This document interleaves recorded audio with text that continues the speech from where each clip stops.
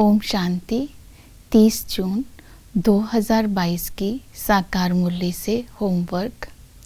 आज की मुरली से हम लक्ष्य लेंगे, ज्ञान योग सीख कर स्वयं पर कृपा करनी है, अर्थात अंदर की खामियों को निकालकर ऊंच पद पाना है, स्वर्ग का मालिक बनना है। इस लक्ष्य को सारा दिन स्मृति में रखेंगे। इसके लिए रिफ्लेक्शन करेंगे, ज्ञान के दर्पण में स्वयं का दर्शन करेंगे। कौन सी ऐसी खामियां हैं जो मुझे संपूर्ण नहीं बनने देती।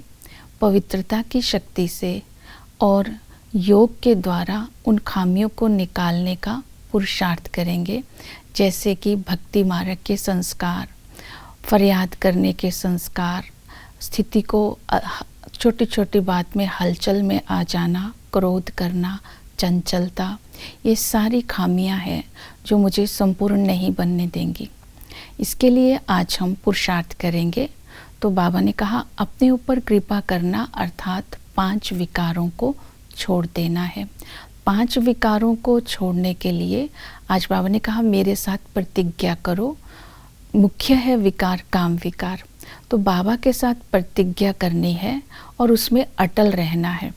अगर फिर भी उल्टा कर्म कर दिया तो रजिस्टर खराब हो जाएगा। तो बाबा ने समझानी भी दी, सावधानी भी दी। और इसी विकार को छोड़ने के लिए मैंपन को छोड़ना होगा। तो इससे सारे विकार छूट जाएंगे। अपने को आत्मा समझ बाप को याद करना है। निराकार बनकर निराकार को याद करेंगे।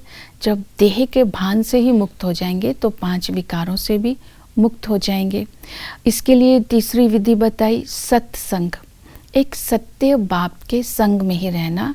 सत्य एक अविनाशी बाप है, इसलिए गुरु ग्रंथ साहब में भी गायन है कि सच बोलना है, सच चलना है। तो सच बोलना, सच चलना, अर्थात बाबा के साथ अंदर बाहर एक होंगे तो परिवर्तन अपने आप आएगा। अर्थात सफाई, जहाँ सच्चाई है वहाँ सफाई स्वतः हो जाएगी, चलन श्रेष्ठ होती जाएगी। इसके लिए आज बाबा ने विधि बताई। याद की यात्रा में तीखे रहना है तो स्वदर्शन चक्कर फिराते रहना। हम देखते हैं कि स्वदर्शन चक्कर केवल एक उंगली पर ही चलता है। इसका भाव ये है कि एक ही संकल्प, एक बाप की ही याद रहे और कोई देहधारी याद ना आए। देखते हुए भी नहीं देखना है। एक बाबा की याद हो, एक बाबा का संग हो, एक लक्ष्य स्मृति में हो, तो स्वदर्शन करते रहेंगे तो विकारों का गला कटता जाएगा। अर्थात स्वदर्शन चक्र का अर्थ है 5 युगों में अपने ऊंच स्थिति का दर्शन करना, अपने सत्य स्वरूप का दर्शन करना। तो आत्मा स्वयं ही पवित्र बनती जाएगी। तो पवित्रता के संस्कार अंदर आते जाएंगे तो ज्ञान की धारणा स्वतः हो जाएगी।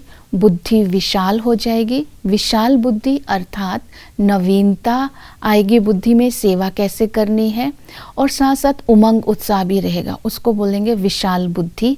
और हमारी स्थिति अचल अडोल रहेगी और आत्मा सर्व खजानों से संपन्न रहेगी। और इसी तरह फरियाद से भी मुक्त हो जाएगी, क्योंकि प्राप्तियों से संपन्न होगी। तो ऐसी आत्मा ही भविष्य में ऊंच पद पा सकती है। ओम शांति।